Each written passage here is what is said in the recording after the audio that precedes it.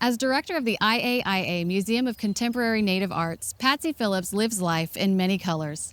Her work and advocacy for contemporary Indigenous artists pushes the boundaries for what Native art can represent.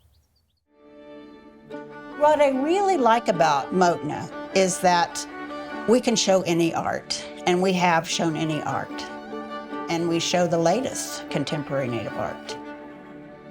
I just like the work that challenges people to think, to rethink what they know. And I also discovered there was a need to educate people about contemporary Native arts. Here, that's all we're about. We don't do any traditional art. We don't do any historic works. It's all contemporary. Osiyo, I'm Patsy Phillips, a member of the Cherokee Nation of Oklahoma, and I'm the director for the IAI Museum of Contemporary Native Arts. And I'd like to recognize the Pueblo. We're on their land here in Santa Fe. My family's Cherokee from the Cherokee Nation. My mother, she's full-blood Cherokee, and my dad is Irish. So this is Grandpa's grave. My grandmother never spoke English. My mother and all her siblings are Cherokee speakers. It was a time in our country where people didn't want their offspring to speak their native language. Growing up, I was confused about my identity.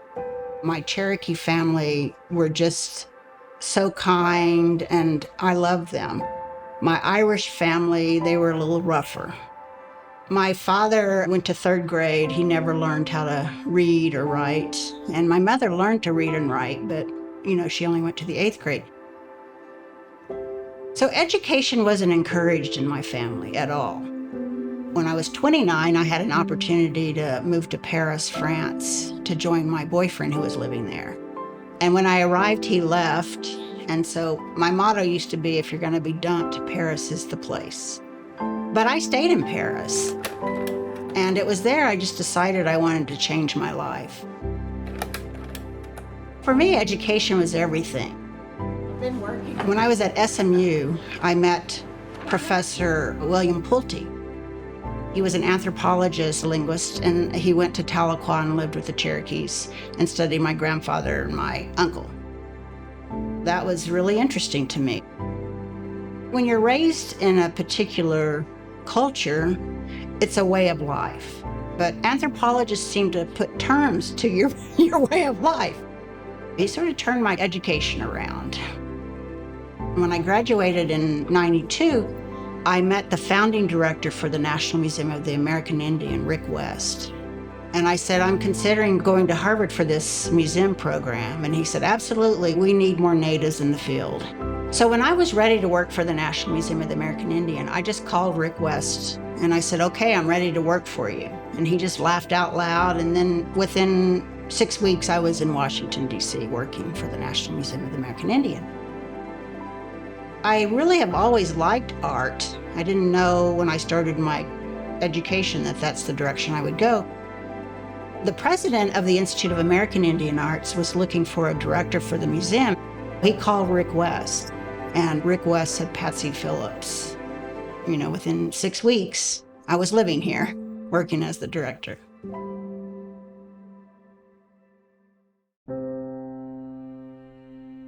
One of my favorite things about Santa Fe is hiking. I like hiking because I'm in the mountains, and it just helps clear my head. It also helps me to just get away and feel like I'm somewhere else. When I came to the Museum of Contemporary Native Arts in Santa Fe, what I liked about it immediately is we can show anything we want to show here. Right now, the staff's working really hard. In 2 days, our new exhibition will open.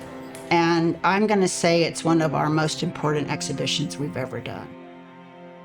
I'm not a curator, but I hire the best curators. I first met Patsy in person when I was actually pitching that traveling exhibition at my last working place, Crystal Bridges. And I was impressed that she made time to meet me and made time to discuss the exhibition proposal. Not every museum director makes time to listen to a curator. She not only listens, but it's hardly ever a no. Whenever we come up with an idea, like an exhibition, like exposure, she is listening and supporting us. Our upcoming exhibition is titled Exposure, Native Art and Political Ecology. The exhibition documents nuclear exposure on Indian land internationally. This exhibition really gives artists a voice to comment on the long-term effects of nuclear exposure in indigenous communities globally. We have more than 50 artists represented in this exhibition, and each one of them is personally affected by these problems. The museum has always been instrumental in giving Native artists a voice to voice their opinion on current issues in Indian country. There is no other museum in the nation that is solely dedicated to support contemporary Native arts through exhibitions, programs. And I think exhibitions like Exposure really confirm that we are very serious about this mission statement. IAI has a mentorship program, and I've signed on since it first started, and I always mentor students. I have 3 courses that I've developed and taught, and then I always guest lecture. I always take students if there's an international trip, and it changes their lives, like it changed mine when I first got in the field. One of the things I tell the students, I have an open door policy, so they can come anytime that they're downtown. But I always take time for a student, and I do because people took time for me. Exposure, Native art, and political ecology. It really, to me, encapsulates everything that we do and want to do here. That is, we want to bring attention to the issues that Native peoples are facing, and this will do it.